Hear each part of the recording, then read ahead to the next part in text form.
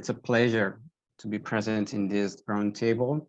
I'm Alberto Giantini, and I am a geographer, part of the scientific committee of the Jean Monnet Center of Climate Justice.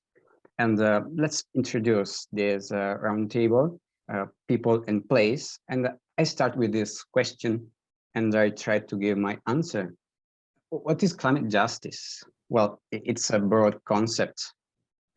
And it's a broad concept that views climate change and efforts to combat it as having ethical implications, broad ethical implications, which are manifold in terms of differentiated historical responsibilities among states, asymmetry of impacts and benefits, social vulnerability, intergenerational and gender equity, and worldwide speaking, the impacts of climate change is not equal, and the vulnerable countries are those that are most exposed to damages caused by extreme weather events. Some pay more than others. That's true, and it's already visible. And there, as I said, there are differentiated historical responsibility among states, and the climate justice imperatives require and ask for effective measures to ensure a rapid conversion to a carbon neutral and climate resilient economic system to reach that threshold of 1.5 degrees above pre-industrial levels, but towards a just and equitable transition that doesn't undermine human rights, including the rights to development for every population in the world. And well, just to going directly to the main issues of this roundtable, considering these impacts of climate change, the link between people and place, which is the topic of this roundtable, are quite clear in relation, for example, to human rights respect. Think about the most vulnerable population that have emitted less and that are the most impacted in terms of, for example, a right to water and food access. Think about indigenous people and their right to self-determination in relation to the nowadays and future impacts related to climate change. And we need policies to protect people and places to prevent the worst scenario of climate change. And one first questions to open this roundtable can be, what were the biggest steps forward and the failures of the last climate conferences under this people and place perspective? For example, considering COP26, and then leave the possibility to discuss this to the member of this roundtable. And I would start, for example, with Chiara Soletti, and I invite Chiara. She's policy advisor and climate and human rights coordinator, ambassador of the EU Climate Pattern Observer. And I invite you, Chiara, to present yourself and try to give us a perspective on this. Hello, everyone. Just checking if you can hear me. Yeah, thank Fantastic. you, Chiara. I would like to apologize. My flight was supposed to be this morning. It has been delayed, so I'll do my best to deliver this and then go to my gate. So thank you, first of all, for the fantastic introduction to the concept of climate justice and what are the current also issues around it. I agree with everything that has been said so far. And yes, I'm happy to start from what has been the failures or the step forwards from the last climate conference, COP26 of Glasgow. I'll just say that unfortunately, in the last years of negotiations, the main issues have remained more or less the same. Basically, the political will to tackle the emissions, to reduce them, and to really address climate change and to not leave anyone behind. Well, it has been really low, and that is absolutely reflected in the fact that there is still not a decision around the climate finance. There is still not a decision around loss and damage. Everything else has been pretty much decided. Just to give a little bit of context, we can consider the Paris Agreement like sort of a constitution, let's say. So what the countries of all the world have agreed to do, they agreed on what is the problem and what they agreed to do in general terms. And then everything that has been negotiated since are basically what they're so-called the rules, is the Paris rule book. So basically how we're going to do this, what are going to be the mechanism, what are going to be the different inputs from different countries, how things are going to work. And unfortunately, we are stuck. Unfortunately, we are stuck with civil society that has been really advocating in that space for the last 3 decades, constantly pushing for the integration of human rights principles to serve in the text of the negotiations as social and environmental safeguards. This is so important because the risk when there are these negotiations, when there are multilateral negotiations on any topic, everything works on agreement. So everyone has to agree on the text. And that's why often in international treaties and agreements, the text is quite loose and is quite generic. And because it's that generic, there is always the risk that things more or less will continue business as usual, let's say. In order to avoid that, one way to make this agreements more stringent and more impactful, and it's really to make sure that there are some human rights principles integrated in it. In that way, you guarantee that whatever is decided there is more likely that it's not going to damage ecosystems and people, basically. And civil society have been struggling massively with that. There have been, some results, absolutely, in the last years. The work that they've been doing, stakeholder groups like the Women and Gender Constituency, YOUNGO, that is the civil society stakeholder group for young people. I mean, they did achieve fantastic things. If there is, for example, principles like the intergenerational equity principle in the Paris Agreement preamble, is also because of the advocacy work of young people. If there is a gender action plan as part of the text of the negotiations, is also because of the Women and Gender Constituency and another human rights group. But the resistance in key texts like the carbon markets, Article 6, or loss and damage, that should be, let's say, just for who is connected, maybe not so familiar with these things, it should be like an insurance system, a financial system to help those countries that don't have the economical and technical resources, structural resources, that are already facing the impacts of climate change. There should be like this mechanism that should help them. And here's once again the contradiction. These are the countries often right now that are facing these consequences, that are the ones that have contributed the least to the problem. So the consideration that I want to leave you with is that unfortunately, I would say unfortunately in a way, climate change is a phenomenon that has no boundaries. And because of that, no matter who contributes to it, the impacts are going to be on everyone. And there's no other way to tackle it if not multilaterally. So I don't see an alternative to national actions and national actions coordinated at the international level. That unfortunately, there is not an alternative. At the same time, there is really a lack of political will.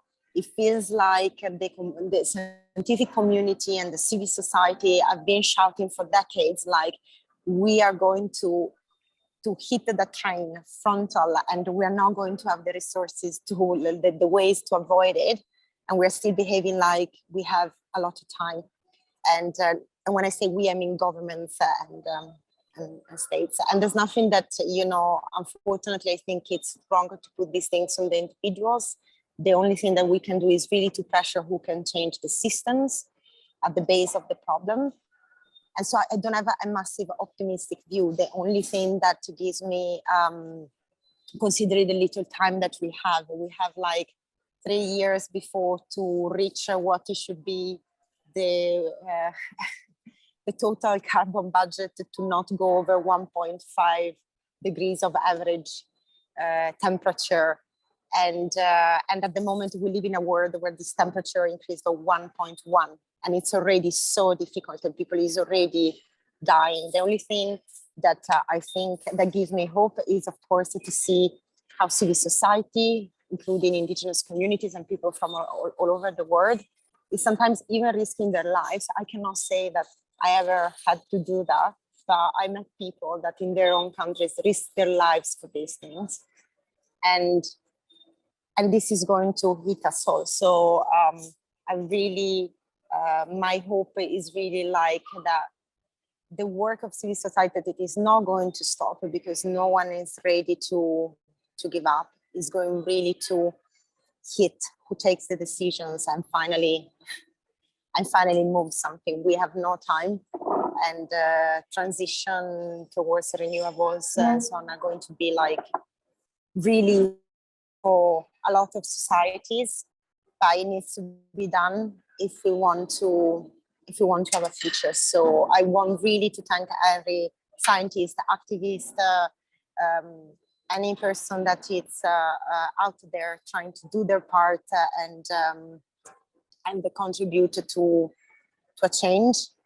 And for what I can, I'm doing, and I will keep doing the same. But yes, the situation, I'm not going to sugarcoat it for you. The situation is tragic, and I don't think that there is any other way to move forward out of realizing, to implement, let's say, to make climate justice a reality. And that's because today, there's really people that is left behind, and today is them, tomorrow could be us. Who is to tell who is going to decide who deserve to be saved, who is going to be safe, who is going to have access to the few resources that are going to be available. The risk is really to go towards dystopic societies where only a minority of the population is going to have, excuse me for the noise, is going to have a decent life or way of survival. And we don't want that, because a lot of the people that are already impacted by this phenomenon did not contribute to it. And I don't think there is another way forward. Thank you so much. Thank you, Chiara, for sharing your perspective. And it's quite true that climate change is a phenomenon that has no boundaries, and we really need national actions coordinated at international level to fight against, to combat climate change and to cope with it. And this reminds me, for example, Mary Robinson perspective on cooperation, international cooperation. It is quite important on this perspective, and that's also civil society is not giving up. It's very important that this social movement, these activists are fighting and pushing up this fight, also forcing policies and political people to work on this. Okay, I would like to invite Fiore Longo to share with us her perspective on the topic, on the theme. She's an anthropologist, and she's working for Survival International, and this world movement in defense of the rights of indigenous people. Hello. I hope everyone can hear me. Yeah. Yeah, thank you. Thank you very much for inviting me here. It is really important to be having this conversation. And I wanted to start from the great definition that you gave about climate justice, because I think it's important to remember that, and that's what climate justice as a concept is useful, that we can't separate climate, ecology, environmental problems from actually or economical structure and from other questions, broader questions, questions of social justice, of political questions, but especially questions of land. Land redistribution is a very important topic. It is important for the people I work with, indigenous people. They have, of course, a special relationship with the land, but it's the having or not having the land that can also be crucial for climate resilience. Because I was working recently with pastoralist societies in the North Kenya, which is a very dry region already, but with climate change is even worse. And they, of course, because of the drought, are trying to move farther with their cattle, but they can't do it because most all of the land has been fenced and belong to private ranches, private conservationists, or so-called conservancies. So I think it's important to keep in mind that we can't have climate justice without land redistribution and recognition of rights. One of the things that I noticed recently in the climate discussions is this accent that a lot of people are putting on money and not on rights. A lot of people are saying we need more money, we need more investment. But actually we, as a colleague of mine said, we don't need more finance, we need less. We need more rights and we need more justice than what we need more money. A lot of corporations are co-opting and kidnapping the climate narrative. We have big corporations, but also corporations that are, I would say, CEO of corporations that are wanting to be conservationists, but also big conservation NGOs like WWF, WCS, that are wanting to see in the climate crisis a business and asking, of course, for more money for them, but also more money and more investment in what they are called carbon credits. So when we talk about climate justice, we don't have only to analyze the impact that are, of course, unequal and completely unfair on the most vulnerable people. I work with indigenous peoples, but also other people. But we also have to understand the impact that the so-called solutions are going to have on indigenous peoples and on land, which is a key thing. Why? Because it's very easy to depoliticize the climate narrative. It's very easy to say it's just a question of environment. We can fix it. Capitalism can be green. Technology can fix it. So don't worry, don't panic. And it's very easy to do, and a lot of corporations are doing it.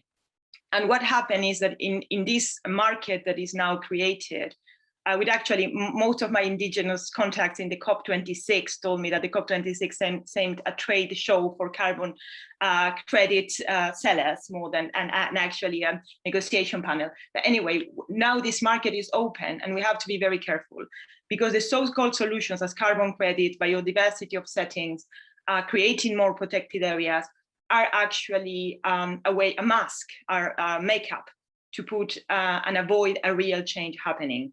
And this is not only the problem is that they're going to end up destroying indigenous people's lands. To produce carbon credit and to create more protected areas, we need land. And where that land is going to be found and who is living in that land. The ecological catastrophe we're facing today has been, of course, done by the exploitation of resource for profit and the overconsumption, but has also been allowed by a conservation industry that pretend to be protecting nature while actually it's just part of the same system. And it's again putting makeup on these big corporations. Now we are talking about turning the 30% of the land and water oceans into protected areas by 2030. And this is considered also a very important topic for climate mitigation. But if we see what protected areas really means, as well as other reforestation projects, what we see is that people living in their land, as they have always been living, taking care of those lands, are being evicted to create of this place that then can sell carbon credits or not, depending on the protected area. But the people that were living there are going to lose their means of subsistence. This is what I am seeing, as I said, in Kenya. On one side, the pastoralists are being impacted by climate change, but they are also being impacted by the so-called solution for climate change, because protected area, so-called conservancies, which are kind of protected areas, are being created there, and that they are being created to sell carbon credits to big companies at Netflix or Meta. So the pastoralists there are seeing their land being stolen 2 times.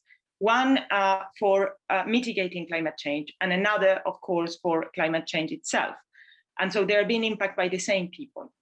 So Survivor has been fighting alongside with indigenous people for 15 years. One of our campaigns is precisely to decolonize the way we protect nature and the way also we try to deal with climate change. So just to finalize what I'm saying is that we can't have, we already are here with this terrible consequence of climate change. And we can't allow that the same forces that cause climate change are also the ones leading the narratives about climate solutions, which are exactly the same people. I mean, we are exactly the same extractive industry that are also partnering with the Nature Conservancy, WWF, WCS, and the big conservation organizations are the one leading this narrative of climate change. We can't allow them to happen because they have been the ones destroying the world. They are not going to solve it. And we have to find ways that that the solutions we are proposing for climate change are actually tackling the real cause of biodiversity loss, which I repeat is all way of living, and safeguard indigenous people's rights. They are living in the places with more carbon storage. They are the best guardians of the natural world. 80% of the biodiversity is found in their territories. They know how to do conservation, of course, better than us, but they don't have rights to the land. Before any kind of project, of carbon offsetting project, which of course we criticize structurally, but before any of these has been made, we have to recognize and respect indigenous people's rights. I think one of the keys to living in a better world depends on that, depends on the respect of diversity that is so keen, so linked to biodiversity. I don't think we are going to solve a climate crisis by using exactly the same tools and exactly the same narrative that brought that here in the first place. Thank you very much. Thank you, Fiore. And before commenting what you shared, I invite all the people to give a contribution to the Padlet. I saw, yeah, just one contribution, and I think that some other people are trying to write and share. It's a good tool to share our thoughts and try to to give a force, to give energy to our discussion.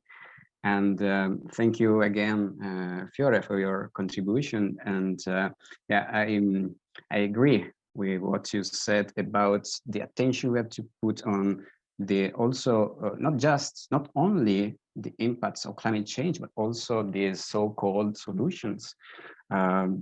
Think about reforestation projects. Think about hydroelectric dams, wind or solar energy installations, and biofuel plantations. These can make a lot of social and environmental impacts.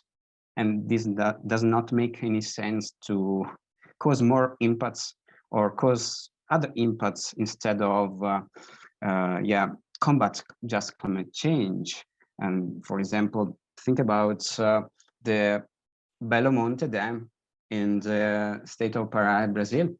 For example, Belo Monte would be the third largest dam in the world, displacing between 20,000 and 40,000 people, impacting directly or indirectly on some 10 different indigenous groups, and the major argument against the construction of this renewable energy plant, development of them, is the lack of genuine commitment to the principle of free, prior, informed consent, which is the right of indigenous peoples. And this is a very important issue to be considered in fighting against climate change. And also the issue related to land distribution, and these 2 times impacts on people, indigenous people, or every people living in vulnerable area, parts related to mitigating climate change and related to direct impacts of climate change. This is another important issue. And well, I'd like to give the floor to Daniele to share his perspective on the theme.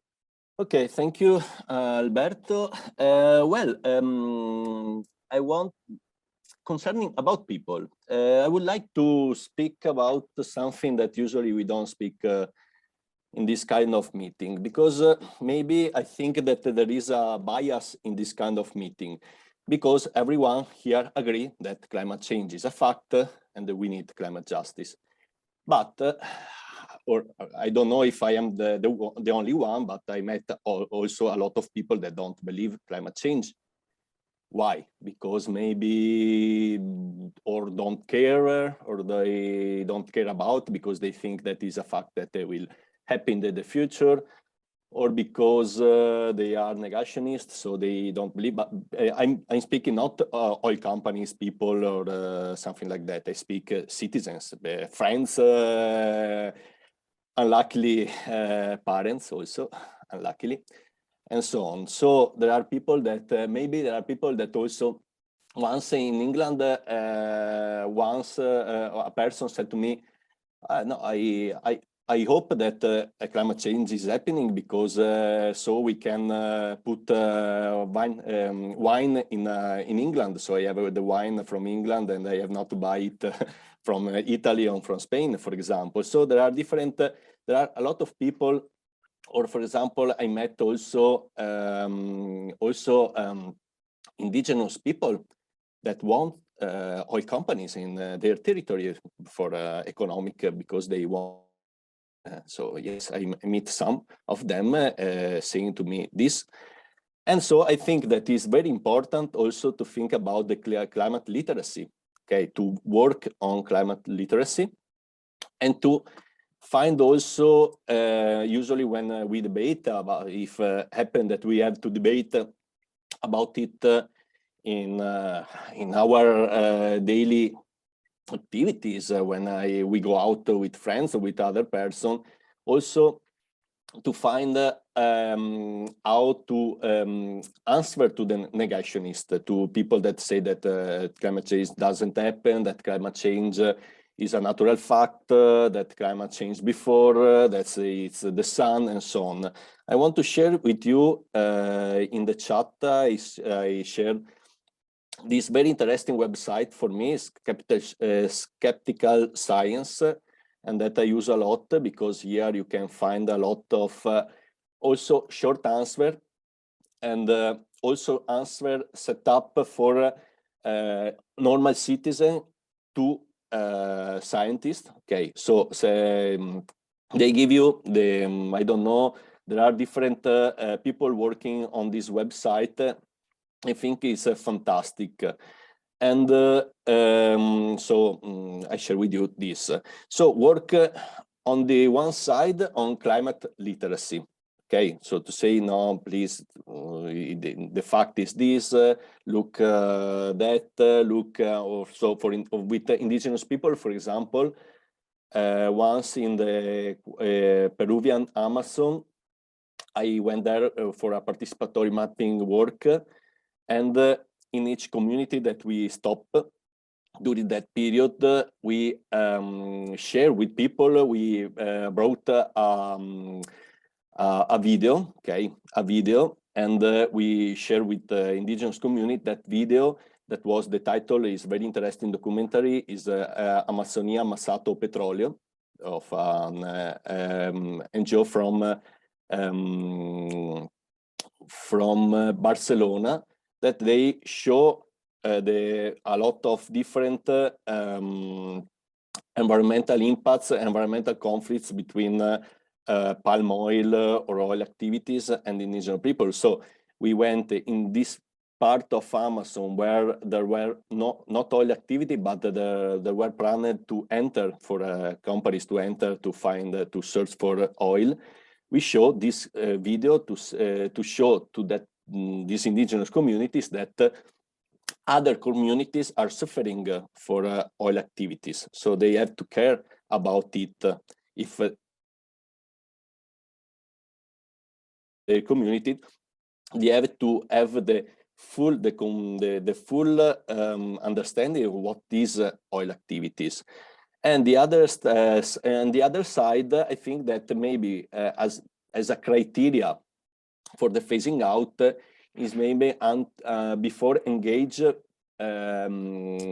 people, engage citizens, engage people that believe in this, and ask to these people, to these citizens, to spread the words to other people, to other citizens, to other persons, to say that it is important, that climate change is a fact, and it is important to make a phasing out with the climate justice.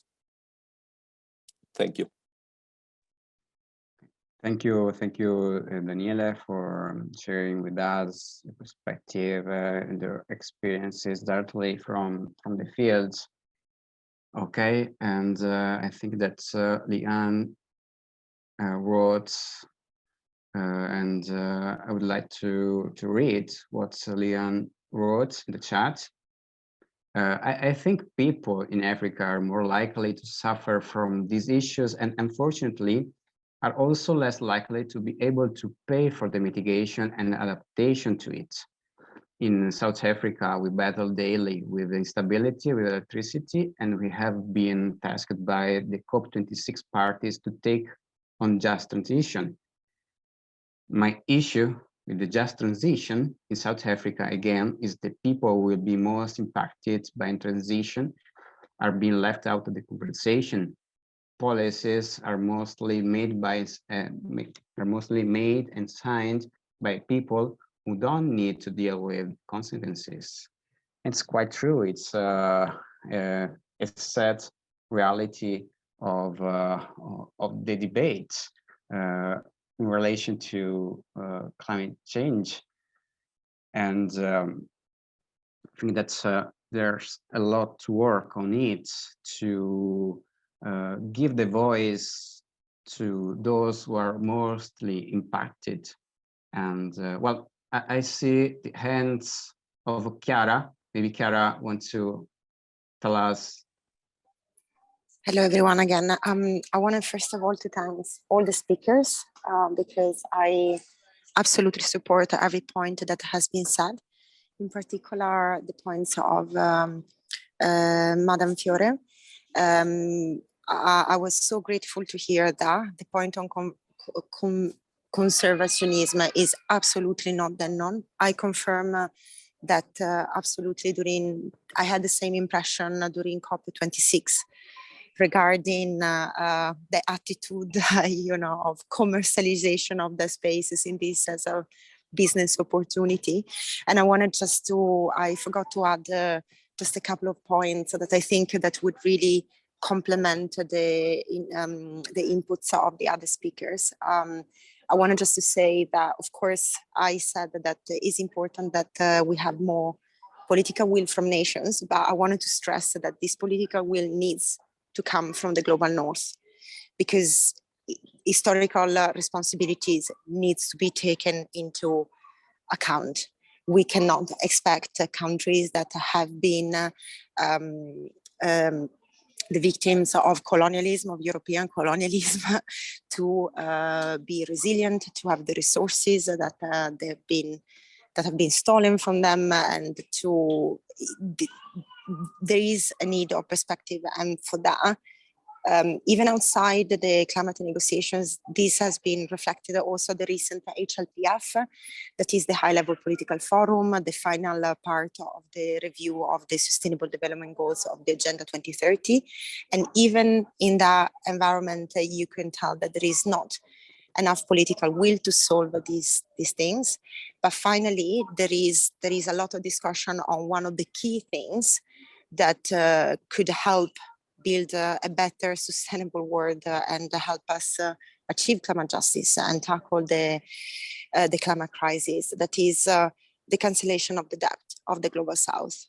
That would be is absolutely hypocritical to think that the nations that are more affected from climate change impacts and they're never going to achieve climate resilience and sustainable development if they have to keep repaying us for a debt that historically we also created. So I wanted to thank every speaker again, and I support absolutely every point that was shared today. Thank you. Thank you a lot, Chiara, to highlight your perspective and also to make this link to what Fiore said before. Okay, I'd like to have a look at the Padlet. Okay, the question, just to remind it, was what does climate justice mean to you, and what could be good practices to encourage these kind of pathways? And yeah, there's a song, The Big Green Lie. Sorry. Okay. And there's Ninawa from Brazil explains why emission trading program like RED Plus led us into a false sense of security and don't stop the destruction of nature. They are a new way to steal land from indigenous peoples. It's time to change this colonial and racist system. Time to decolonize conservation.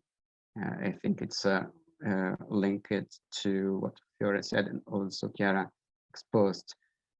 And well, there are now hundreds of communities affected, victims of energy transition. Yvonne Yanes, Acción Ecológica Ecuador, and I can understand what Yvonne is saying about these victims of energy transition and these so-called solutions that can make a lot of impacts on it, on those people who are mostly impacted by climate change. So impacted 2 times for this. And there's a video, okay, that I leave you to watch it, and I guess it's quite interesting, and by an anonymous person. It means to have same right on climate, and if anyone is causing any harm, maybe pay its consequences. We need to have same adopt common agreement and punishment for violation to our climate. So it's quite strong quotation. And also people in Africa, South Asia, and Central and South America are 15 times more likely to die from extreme weather events. It's a quotation from by Antonio Guterres. So quite strong quotation in relation to the themes we have been discussing by far in this roundtable.